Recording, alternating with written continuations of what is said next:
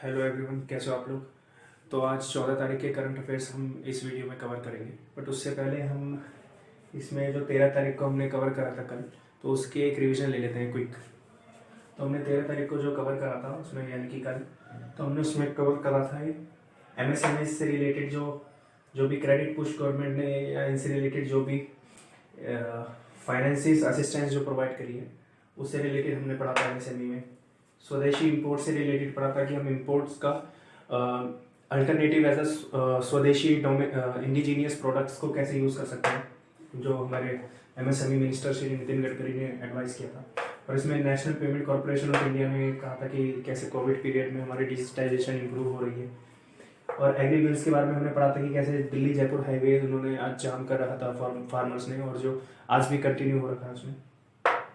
और हमने पढ़ा था 5 साल पूरे होने पर पेरिस एग्रीमेंट में जो इनका वेबिनार हुए थे, उसमें इन्होंने बताया था कि 2% कट एमिशंस कैसे होना है। ओवर 90 कंट्रीज जो इसमें पार्टिसिपेट की हैं उनको 2% कट का इसमें टारगेट दिया हुआ है।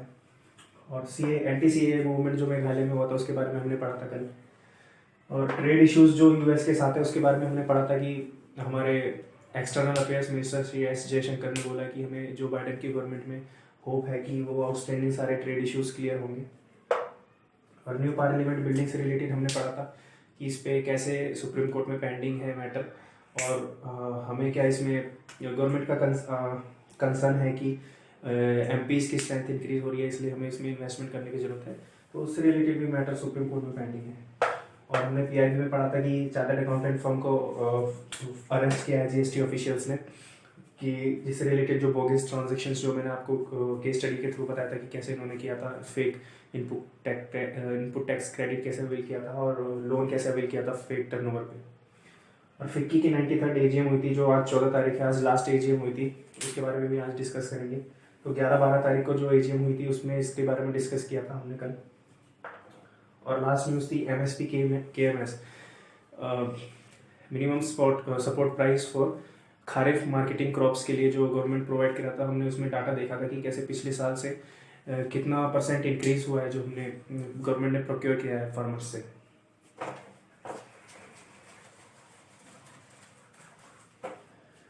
तो ये थी हमारी 13 तारीख की न्यूज़। आज 14 तारीख की न्यूज़ कवर करेंगे। इसमें सबसे पहले इकोनॉमिक्स टाइम्स की सारी न्यूज़ है जो हम कवर करेंगे। इसमें बताया है कि कैसे liquidity RBI governor Shri Shaktikanta Das ने ये स्टेटमेंट दी है कि premature withdrawal of liquidity से फिलहाल हमें बैलेंस डिसीजन लेना होगा कि हमें इंक्रीज इन्फ्लेशन को कंट्रोल करना है या हमें लिक्विडिटी को कंट्रोल करना है, कैसे हमें अपनी मॉनेटरी पॉलिसी को इंश्योर करना है, उसके लिए उन्होंने स्टेटमेंट दी थी। तो इसमें आपको बेसिक चीज़ें थोड़ी पता होनी चाहिए कि RBI की मॉनेटरी पॉलिसीज़ क्या होती हैं। RBI की मॉनेटरी पॉलिसीज होती है, इसमें repo rates, reverse repo rates जो कि बैंक्स सेंट्रल बैंक से बोरो करती है, उसमें रिवर्स रेपो रेट लगती है। और जो RBI बैंक्स से अमाउंट लेती हैं तो उस पर रिवर्स रेपो रेट लगती है। तो ये RBI के मेजर्स, इसमें मॉनेटरी पॉलिसी के मेजर्स हैं। जैसे अगर इन्फ्लेशन इसको RBI को कंट्रोल करना है तो उसमें इंटरेस्ट रेट को इंक्रीज करना होगा, सो दैट जो बैंक्स बोरो करेंगे तो उनको हाई रेट पे करना पड़े, जिससे कि लिक्विडिटी कम हो जाएगी। ऑन द वाइस वर्सा, अगर इंटरेस्ट रेट कम होंगे तो लिक्विडिटी इंक्रीज हो जाएगी। तो वही अभी सिचुएशन है करंट। उन्होंने बोला कि फिलहाल हमें सप्लाई साइड को ज़्यादा देखना है, तो उसके मैटर से रिगार्डिंग कि हमें अभी अपनी मॉनेटरी पॉलिसीज में चेंज करने की जरूरत नहीं, क्योंकि अभी लिक्विडिटी की सख्त जरूरत है। जैसे हम आगे इसमें पढ़ेंगे कि जिसमें श्री निर्मला सीतारमन ने आत्मनिर्भर भारत पैकेज को रिव्यू किया है। उसमें ECLGS emergency credit linked guarantee scheme में MSME सेक्टर्स वगैरह को कैसे असिस्टेंस प्रोवाइड की जा रही है, तो उस केसेस में हमें लिक्विडिटी की ज़रूरत है। तो उसी स्टेटमेंट को मद्देनजर रखते हुए इन्होंने RBI गवर्नर ने बोला है कि अभी फिलहाल लिक्विडिटी को इंश्योर जैसा है वैसा सही है, चल रहा है, हमें मॉनेटरी पॉलिसी को चेंज करने की जरूरत नहीं है। सेकेंड हमारा पॉइंट है इसमें कि जो टाटा ने अपना एक्सप्रेशन ऑफ इंटरेस्ट शो किया है हम एयर इंडिया को परचेज करने के लिए, जिसमें कि उसको उनके एक्सप्रेशन ऑफ इंटरेस्ट को और बाकी पार्टीज के EOI को चेक करने के बाद हमें फाइनल बिड इन पार्टीज को सबमिट करनी होंगी। जो इनको, जैसे कि हमें पता है एयर इंडिया अभी लॉस में चल रही है फिलहाल, तो गवर्नमेंट ऑफ इंडिया इसकी प्राइवेटाइजेशन करने की या जैसे पब्लिक सेक्टर अंडरटेकिंग की प्राइवेटाइजेशन हो रही है, वैसे इसकी अभी प्रपोजल चल रहा है, तो उसके लिए फाइनल बिट आएगी जब एक्सप्रेशन ऑफ इंटरेस्ट और पार्टीज का भी आ जाएगा। थर्ड न्यूज़ है हमारी इकोनॉमी से related, NRC funds from RGI, जो हमारा नेशनल रजिस्टर्स ऑफ इंडिया है, जो हमारा लास्ट ईयर जो हमें प्रोटेस्ट देखने को मिले थे एनआरसी और सीएए से रिगार्डिंग, उसमें एनआरसी ऑफिशियल्स ने, अथॉरिटीज़ ने मांगे हैं, फंड्स मांगे हैं रजिस्ट्रार जनरल ऑफ इंडिया से कि इनको जो हमारे पास रिकॉर्ड्स होंगे, जो बाहर से इमिग्रेंट आएंगे इंडिया में, तो उससे रिलेटेड इनको रिकॉर्ड मेंटेन करने के लिए इनको फंड्स चाहिए। पहले इन्होंने UIDAI जो आधार एंटिटी है, उनसे इन्होंने असिस्टेंस मांगी थी कि रिकॉर्ड के लिए एक फेयर एंड ट्रांसपेरेंट मैकेनिज्म होना चाहिए, जिसके लिए हमें रिकॉर्ड मेंटेन करेंगे जो हमारे इमिग्रेंट्स आएंगे 3 कंट्री से, जो हमने कल डिस्कस करे थे, बांग्लादेश, अफगानिस्तान और पाकिस्तान से। तो इससे रिगार्डिंग इन्होंने फंड्स मांगे हैं। और एक तीसरा है इसमें FDI इन टेलीकॉम सेक्टर। जैसे हमने देखा कि रिलायंस जियो में काफ़ी, जैसे फेसबुक ने भी और गूगल ने कई हमने न्यूज़ में सुना था कि उनके FDIs इस प्राइवेट जो एक्सटर्नल फॉरेन एंटिटीज़ हैं रिलायंस जियो में इन्वेस्ट कर रही हैं। तो इसमें देखा जा रहा है कि जो हमारे FDIs हैं वो टेलीकॉम सेक्टर में कंपैरेटिवली काफ़ी कम है, एक्सेप्ट इन रिलायंस जियो। तो वो हमारे आज के न्यूज़ में इकोनॉमिक्स टाइम्स में कवर किया गया है। और अलग न्यूज़ है इसमें कि public wifi in rural areas में पीएम वाणी स्कीम के अंतर्गत जो हमारे रूरल एरियाज में है, सेंट्रलाइज पब्लिक वाईफाई जो हमारे, उससे हमें कंट्री को कवर करने के लिए ये पीएम वाणी स्कीम लॉन्च की गई है, जिसमें कि रूरल एरियाज में मैक्सिमम रूरल एरियाज को कवर किया जाएगा स्कीम के तहत। और आखिरी न्यूज़ है इसमें फ्लिपकार्ट वॉलमार्ट से रिलेटेड। जैसा हमें पता है कि फ्लिपकार्ट ने वॉलमार्ट को परचेज किया था, तो अब इन्होंने 50% तक वॉलमार्ट के स्टोर्स को कट कर दिया है और उसकी जगह उन्होंने वेयर हाउसेस बना दिए हैं, ताकि उनका, जैसे हम सबको पता है कोविड-19 के टाइम में mostly business online ecommerce business हो रहे हैं, तो ई कॉमर्स प्लेटफॉर्म पे, सो उसके लिए उनको एक अपना स्टोर हाउस, वेयर हाउसेस और एक अलग सेटअप बनाना पड़ेगा। तो उसके लिए उन्होंने इस वॉलमार्ट के शॉप्स में हाफ एरियाज जो है वेयर हाउसेस के लिए शिफ्ट कर दिया है, 50% तक इन्होंने कर दिया है। और अगली एक मोस्ट इंपॉर्टेंट जो हमारे सभी CA, CS और CMA प्रोफेशनल्स के लिए जाननी जरूरी है कि GST and goods and services tax network ने auto populated GSTR 3B launch किया है कि ये नवंबर से रिलेटेड डाटा को पिक करेगा, auto populated GSTR 3B fill करेगा, जिसमें कि GSTR 3B में मेन कंपोनेंट जो हमारे GSTR 1 होंगे और GSTR 2B, जिसमें कि ITC आएगा, और इससे रिलेटेड जो हम आउटवर्ड सप्लाईज की डिटेल लिखते हैं वो आएगा। तो इसमें जो हम डिटेल, इसमें ऑटो पॉपुलेटेड आ रखी होगी ITC की डिटेल्स, और इसमें जो हम डिटेल फिल करेंगे इसके अकॉर्डिंग GSTR 3B हमारा ऑटो पॉपुलेटेड होके आएगा। और इसमें एक और कंसर्न है कि इसमें अगर कोई हमारा डेबिट नोट्स और क्रेडिट नोट्स की एडजस्टमेंट है और उससे रिलेटेड अगर लायबिलिटी नेगेटिव हो रही है, तो उसमें zero liability auto populated show होगी हमारे पोर्टल पे। तो ये आपके लिए जानना जरूरी है। और एक अगली न्यूज़ है, इसमें लास्ट न्यूज़ है, GSTN 24/7 RTGS facility from Monday 12:30 AM से फैसिलिटी ये लॉन्च हो रही है। तो same purpose is for just to digitalisation को इंश्योर करना। RBI ने इंश्योर किया है इस फैसिलिटी को, 24/7 RTGS फैसिलिटी। तो यहाँ पे इकोनॉमिक टाइम्स की और मेन इकोनॉमी न्यूज़ कवर होती है हमारी।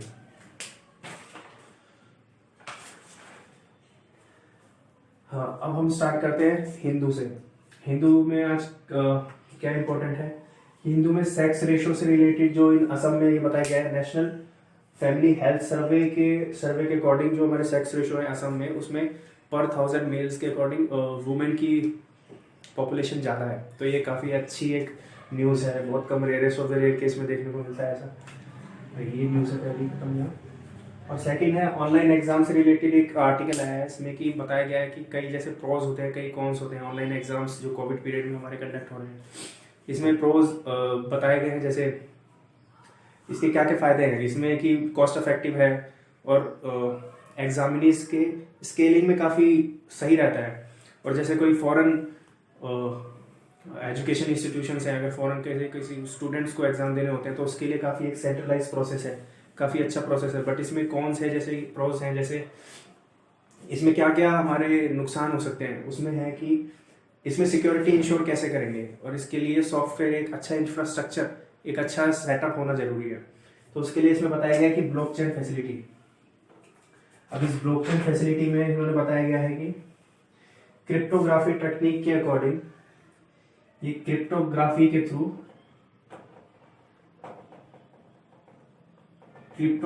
थ्रू ये इंश्योर करेंगे कि प्रॉपर डाटा हमारा सेव हो विद इन अ नेटवर्क, और इसके लिए प्लेगियरिज्म चेकिंग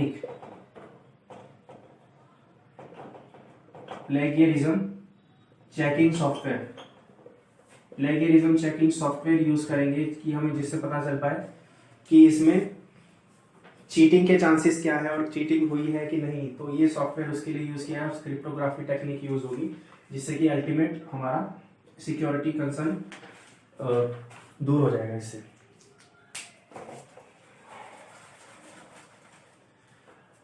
अगली न्यूज है हिंदू में, एंटी कॉम्पिटिटिव फ्लिपकार्ट से रिलेटेड है इसमें। तो फ्लिपकार्ट से रिलेटेड इसमें ये बताया गया है कि जैसे फ्लिपकार्ट ने व्हाट्सएप को भी परचेज किया था 18 बिलियन के अकॉर्डिंग, इन्होंने जो उनको परचेज किया था $19 बिलियन 2014 में जो व्हाट्सएप को परचेज करा था फेसबुक ने, और जैसे इंस्टाग्राम को भी परचेज किया था, टेक ओवर किया था। तो इसमें बताया गया है कि यूएस की फेडरल इंस्टीट्यूशंस ने और अदर किसी ने शूट किया है इन पे फ्लिपकार्ट पे कि इन्होंने ये एंटी कॉम्पिटिटिव एग्रीमेंट्स है फ्लिपकार्ट का, इसके थ्रू हमें कोई भी नए इसमें चेंज नहीं देखने को मिल रहा है कि मार्केट में सिर्फ एक मोनोपोली फ्लिपकार्ट की है और इसमें चांसेस ऑफ ग्रोथ नहीं है, दूसरी इंटरप्राइजेस नहीं एंटर कर सकती, उसके लिए इन्होंने इस पे शूट किया है फ्लिपकार्ट पे। अगली न्यूज़ है हिमालयन हजार्ड से रिलेटेड, जो इंडिया और चाइना के देखा जा रहा है कि जो हाइड्रो पावर प्रोजेक्ट्स जो हिमालय रीजन में दोनों बना रहे हैं, चाइना और इंडिया, चाइना तिब्बत में और इंडिया ब्रह्मपुत्र रिवर के ट्रिब्यूटरीज में जो हमारे हाइड्रो पावर प्रोजेक्ट्स और डैम्स बना रहे हैं, उससे रिलेटेड बताया गया है कि वो हमारे जियोलॉजिकली काफ़ी वल्नरेबल एरियाज में हैं, तो उससे रिलेटेड एक कंसर्न इश्यूज हैं कि वहाँ पे चांसेस ऑफ थ्रेट है उन एरियाज में। अगर ये चीज़ें कंटिन्यू रहती है तो इन दोनों चाइना और इंडिया को मिलकर म्यूचुअली डिसाइड करना होगा कि इस चीज़ को कैसे कंट्रोल किया जाए। अगला है इसमें न्यूज़ वायरस इन सीवेज, जो हमारे SARS-CoV-2 वायरस है हमारे, वो हमें सीवेज में देखने को मिले हैं। सीवेज में इसके सैंपल्स कलेक्ट हुए हैं जिसमें कि इस वायरस का वहाँ पे देखा गया है, तो उसके लिए काफ़ी एक कंसर्न है, इसके सैंपल्स भेजे गए हैं कि ये कैसे पॉसिबल है और क्या क्या इसमें रिस्क हो सकता है इसके आगे। तो इसको ये नया आर्टिकल उसमें हिंदू में था। अगली न्यूज़ है, काफ़ी इंपॉर्टेंट न्यूज़ है, चैंग 5 जो चाइना का एक लूनर मिशन है, इसमें इन्होंने लूनर सैंपल रिट्रीव करा जो चाइना ने, ये थर्ड कंट्री बन गया है। पहले 2 कंट्रीज हैं हमारी, यूएस, रशिया, उसके बाद अब चाइना। ये मून से लूनर सैंपल्स को लेके आने वाला थर्ड कंट्री बन गया है। इसमें इन्होंने अपना 24 नवंबर को लॉन्च किया था इस मिशन को, और 1 दिसंबर को ये व्हीकल मून पे लैंड हुआ, और अब इसमें बताया जा रहा है कि 30 डेज के अराउंड इसमें अप्रोक्स टाइम लगेगा इस पूरे मिशन को कंप्लीट होने में, ये बताया जा रहा है। अभी यहाँ तक हिंदू की न्यूज़ कवर होती है हमारी। अगली हम कवर करेंगे इसका PIB से। PIB में बताया जा रहा है कि IFSCA international financial services central authority bullion exchange 2020 regulation लाया गया है। तो इसमें बुलियन से रिलेटेड और अदर डिपॉजिटरी से रिलेटेड इनको 2 फेज में फर्स्ट हाफ और सेकेंड हाफ में इस लॉ को लाया गया है। और सबसे इम्पोर्टेंट न्यूज़ आपको जानने की ये है कि आत्मनिर्भर भारत पैकेज जो finance minister Shri Nirmala Sitharaman ma'am ने इस पैकेज को रिव्यू किया है, इसमें जिसमें कई सारी मिनिस्ट्रीज और ब्यूरोक्रेट्स से उन्होंने अपना इस ओपिनियन को लिया है, जिसमें उन्होंने बताया है कि जो हमारी इंस्टॉलमेंट्स गई हैं आत्मनिर्भर भारत पैकेज में 1.0, 2.0 और 3.0 की, जो नवंबर में लेटेस्ट जो लास्ट हमारी इंस्टॉलमेंट थी जो पैकेज इंश्योर किया था उसमें थी, क्या क्या हमने उसकी प्रोग्रेस क्या है उन्होंने मेनली ये देखा। उसमें उन्होंने बताया कि हमने national credit guarantee link scheme में, पार्शियल क्रेडिट गारंटी स्कीम में हमने पैसे दिए हैं। पार्शियल क्रेडिट गारंटी स्कीम में for NBFCs, national credit guarantee link scheme में फॉर MSMEs। और हमने किसान क्रेडिट कार्ड्स लॉन्च किए, उसमें हमने दिया है। और इन्होंने पब्लिक सेक्टर बैंक्स के पोर्टफोलियोज में इन्वेस्टमेंट की है, तो उसके पोर्टफोलियोज में इन्होंने बताया कि उसमें हमारा इस वे में उन्होंने इस अमाउंट को डिसबर्स किया है इन एरियाज में। और लास्ट है हमारा और CBDTs ने हमें बताया कि इनकम टैक्स अथॉरिटी है जो CBDT सबको पता है, उसमें इन्होंने रिफंड्स इंश्योर किया है, रिफंड्स के लिए था। और फार्मर्स को लोन दिया है, loan to farmers from NABARD के थ्रू फार्मर्स को लोन दिया है, तो ये हमने इंश्योर किया है। और इसमें 3 चीज़ें और इंश्योर की है, जो assistance to capital expenditures enterprises को, कई एंटरप्राइजेस को दिया है। और इसमें प्राइम मिनिस्टर आवास योजना में अमाउंट दिया है, प्राइम मिनिस्टर मत्स्य संपदा योजना में अमाउंट्स गया है। तो इन सारे टोटल अमाउंट्स में हमारा डिसबर्समेंट हुई है, टोटल जितना भी पैकेज है और जितना बचा हुआ है वो बाकी के बचे हुए सेक्टर्स में और जो बैलेंस हमारे स्कीम्स हैं उसमें इन्वेस्ट करेंगे। लास्ट न्यूज़ है द हिंदू में, द PIB में, कि इन्होंने जोनल रेलवेज ने जो एक्सप्रेस वेज है उन रेलवेज में जो हमारे रिजर्व्ड टिकट्स हैं उनको फिलहाल स्टे लगाया है उस पर, और अनरिजर्व्ड टिकट्स अभी फैसिलिटी अवेलेबल है इन सब में। तो ये सारी न्यूज़ थी आज 14 तारीख की। तो इसमें जितना मुझे लगा इम्पोर्टेंट वो सारे पॉइंट्स इसमें कवर किए गए हैं। और आज मेनली ज़्यादातर हिंदू में और ज़्यादातर रिपीटेटिव सी क्वेश्चन थे, जैसे उससे किसान आंदोलन से रिलेटेड, और कुछ मोस्टली पॉलिटिकल न्यूज़ थी जो हमारे लिए इतने जानना जरूरी नहीं है। और जितनी भी इम्पोर्टेंट न्यूज़ है ये कवर है। तो मैं होप करता हूँ आपको समझ में आई होगी लेक्चर्स और अच्छा लगा होगा। अगर कोई सजेशन है तो आप कमेंट बॉक्स में ले सकते हैं। Till then thank you so much, bye bye.